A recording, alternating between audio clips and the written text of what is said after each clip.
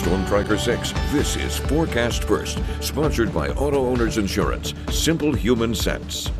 Well, many in mid-Michigan woke up to about an inch of snow on the ground from this latest system, but there were higher totals farther towards the lake, and that's where we're seeing more snow this afternoon. That's actually starting to move back in. We had that peak of sunshine for the beginning of the morning, and now clouds are building through, and that's going to give us an additional dusting of snow, it looks like. Now, these temperatures are going to be changing as we go forward in time, and that's going to completely change what we see on the ground and what's falling from the sky. I'll talk about that coming up as 6 News at Noon begins. WLNS is here for you with 6 News at Noon. President-elect Donald Trump rang the opening bell on Wall Street this morning after being named Time Magazine's Person of the Year. It's our top story at noon. Hello, and thank you so much for joining us today. I'm Megan Vaselli.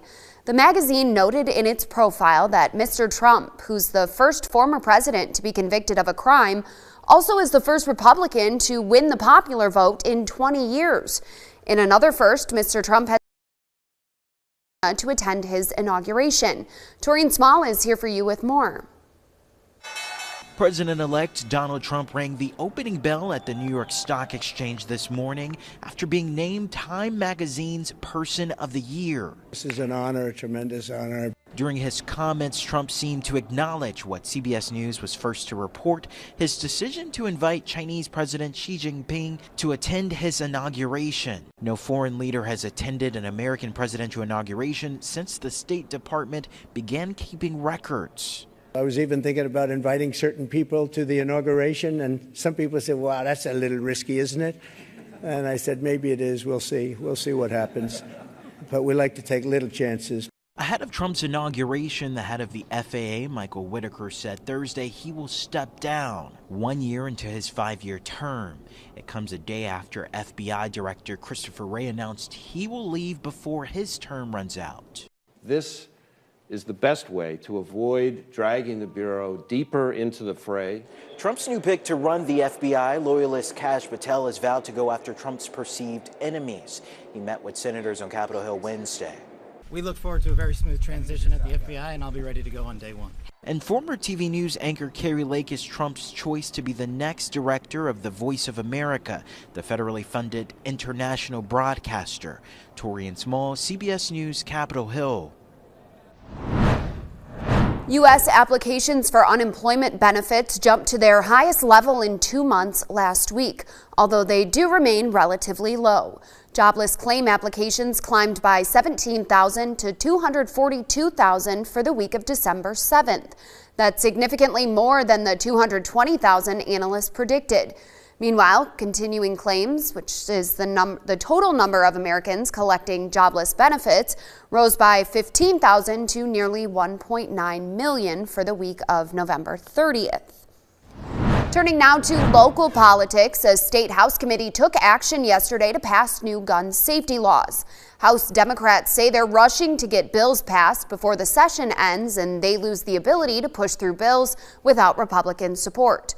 The bills that cleared committee today include 2-year prison penalties for people who try to illegally buy or sell a gun, remove the gun industry's protection from civil liability for creating a public nuisance, requiring all components of a gun to have serial numbers, and allowing local units of government to ban the open carry of firearms. Now these bills head to the state Senate. This is one of many pieces of legislation up for consideration right now. We'll have much more from the state capitol in our evening newscasts. This holiday season, many kids are asking for their first smartphone, but a new study shows parents and kids might want to pump the brakes. Nearly 40% of teens say they spend too much time on their phone, and 72% say they feel more peaceful without a smartphone. A new organization, the Take Two Media Initiative, is working with kids and parents to create healthy habits around technology and social media.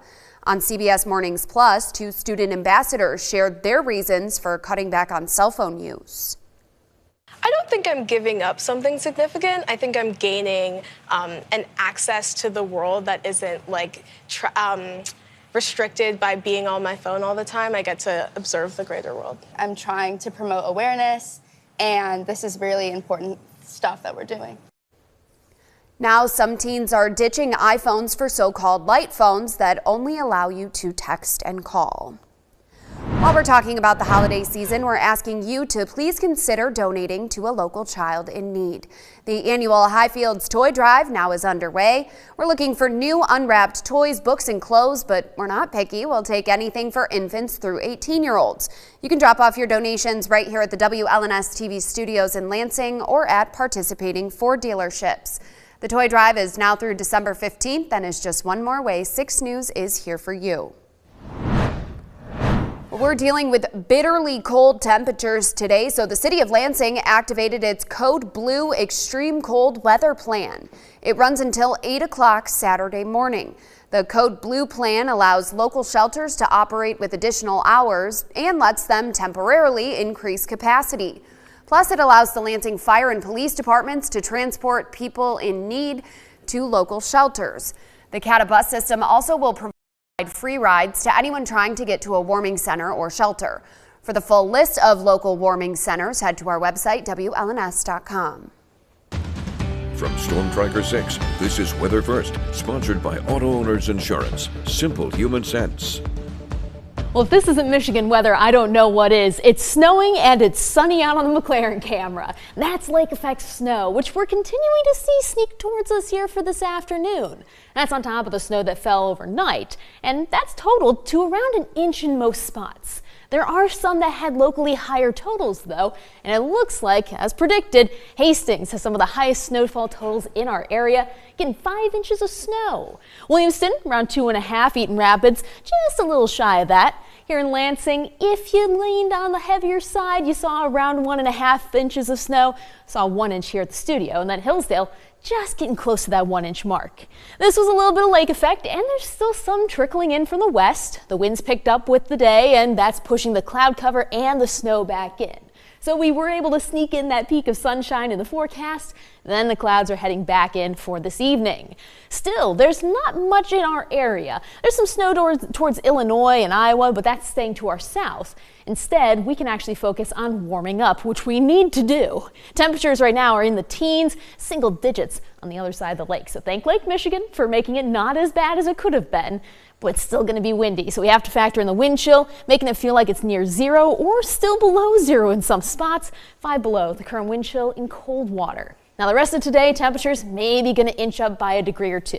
Other than that, we'll have some snow showers drifting by with those mostly cloudy skies. The precision cast shows you that the chance for snow really isn't going to do much here, just going to give us a little bit of a dusting as we go into the overnight hours. And that's it. Snowfall accumulation beyond this isn't going to happen, and actually we're going to start to melt things away as our temperatures warm up. That means you have a window to take some pictures with the snow and your holiday lights turned on. Then this weekend, that chance goes away. Love this picture from William. Even has the Peanuts on a little ice skating rink. Adorable. If you want to send your lights in, just go to WLNS.com/holiday-lights. We're teaming up with Night Lights to highlight those on air. Maybe bundle up if you go outside, though. Get those gloves that work on your cell phone so you don't have to take them off. The wind chill, even as we head towards this evening, is going to likely be around or below 0. Then tomorrow morning, just a hair above it, getting rid of that negative sign, and we can work on warming things up after that. The 6-day forecast shows that these temperatures are going to be improving, and quickly. We'll go from the teens for highs today, the single digits for tonight's low, and then the 40s for Sunday and Monday. It's a big change. It's going to melt things fast, and we're going to have some rain on top of it because the warmer air is going to bring in more moisture. That's going to melt all the snow that we're seeing, and then on top of it, you're going to have the chance for hydroplaning. It's not ice and sliding around on it, it's water. It's still a hazard, so keep that in mind for anyone heading out for an early commute on Monday.